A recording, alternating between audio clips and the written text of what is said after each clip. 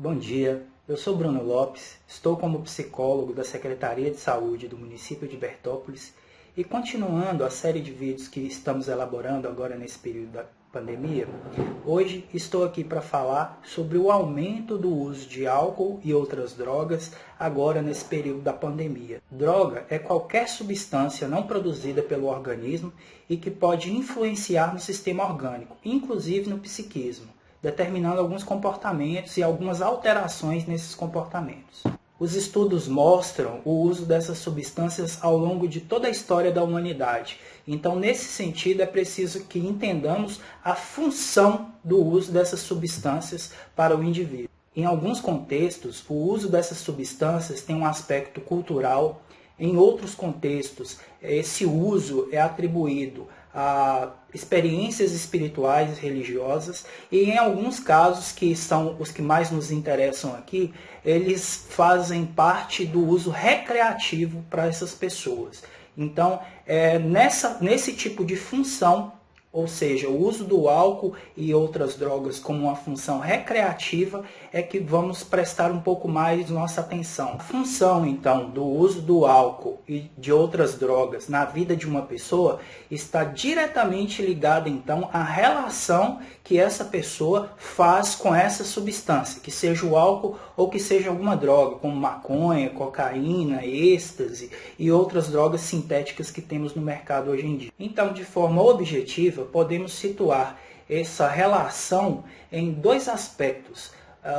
No caso do contexto recreativo e no caso de um enfrentamento aos conflitos que estamos percebendo agora nessa situação de pandemia. Então, duas formas de lidar com o uso do álcool e outras drogas podemos estar percebendo agora no período da pandemia. Uma forma de enfrentar os conflitos e uma forma de trazer uma certa quantidade de prazer para o indivíduo. Sugiro que vocês deem uma olhada aí no canal, nos outros vídeos que abordamos sobre esses assuntos, especialmente naquele que falamos sobre as reações esperadas nesse contexto da pandemia e aquelas reações que são excessivas. Lá estamos falando um pouco sobre esses conflitos. Aqui apenas vamos pincelar sobre irritabilidade, sobre aumento da ansiedade, casos de depressão, casos no aumento dos conflitos interpessoais, justamente porque essa irritabilidade estando aumentada, as pessoas tendem a discutir mais e essas discussões acabam ocasionando algumas desavenças, alguns rompimentos nas relações. Então, como um meio de compensar, às vezes, essas dificuldades que estão sendo enfrentadas, as pessoas vão buscar alguma forma de aliviar. Seja no uso de drogas, drogas ilícitas, como maconha, cocaína, crack e outras, ou no uso de álcool, exageradamente, ou também no uso de drogas lícitas, no caso de medicações psicotrópicas, no caso de calmantes, ansiolíticos, antidepressivos. A gente tem notado um grande aumento do uso dessas substâncias justamente porque a fragilidade das pessoas nesse contexto está sendo exacerbada. Para outras pessoas, o uso dessas substâncias vai entrar como uma forma de lidar com a falta e com o vazio. É uma estratégia de enfrentamento que essas pessoas têm, mas que, infelizmente, vamos caracterizá-la como um coping negativo, ou seja, uma estratégia de enfrentamento que é negativa, porque ela, de alguma forma, ela traz um comprometimento ao funcionamento do organismo.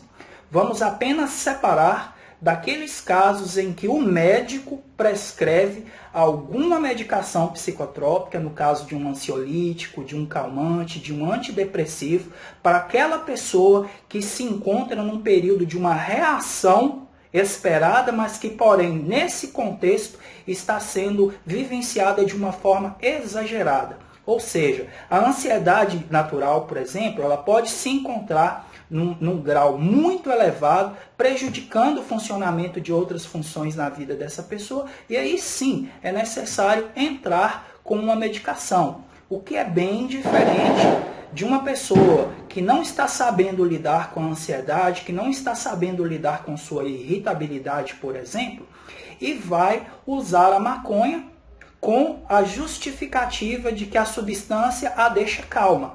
Porém, essa substância, além de acalmar, vai proporcionar outras alterações que podem trazer muito mais prejuízos, seja num período curto ou num período maior da vida dessa pessoa. O que é bem difícil para as pessoas que estão de fora de uma situação identificar, né, e saber como ajudar essa pessoa que está fazendo um uso, às vezes, excessivo dessas substâncias, é porque, ao mesmo tempo que essas substâncias são um redutor de estresse, elas são um gerador de prazer. Então, a pessoa que está numa situação conflituosa, ela tem nessa substância dois aspectos que a sustentam para lidar com aquela dificuldade daquele momento. Então, eu estou dizendo isso para que você, que seja familiar, amigo, vizinho, ou tem alguém, né, do seu conhecimento que está numa situação que se caracteriza assim, para que você consiga avaliar a situação dessa forma, diminuindo o preconceito, diminuindo a sua, talvez, forma de lidar com essa pessoa, que vai implicar num aspecto muito mais de julgamento do que de ajuda. Para que então você, amigo, familiar, pessoa conhecida, profissional da saúde, consiga pensar alguma estratégia que possa ajudar essa pessoa a enxergar outra forma de reduzir o seu estresse e outra forma de gerar prazer para a sua vida. É preciso considerar também que existem fatores determinantes do uso. E nesse contexto, nós temos um fator que está alterando a vida de todas as pessoas. Então fica uma questão: como você está lidando com esse período? Algumas pessoas estão fazendo uso de álcool ou outras substâncias. Mas e você? Que tipo de apoio você tem buscado para lidar com as dificuldades desse momento? Quem sabe nesta descoberta, você não consiga ajudar mais pessoas que estão tendo dificuldades de lidar e estão recorrendo a essas fontes de apoio.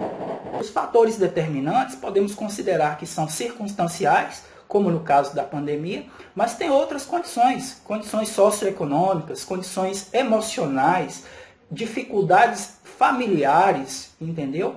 Que vão aí repercutir na experiência que essa pessoa está tendo nesse momento. Bom, era isso que a gente tinha para abordar no vídeo de hoje. E aí vou deixar mais algumas orientações.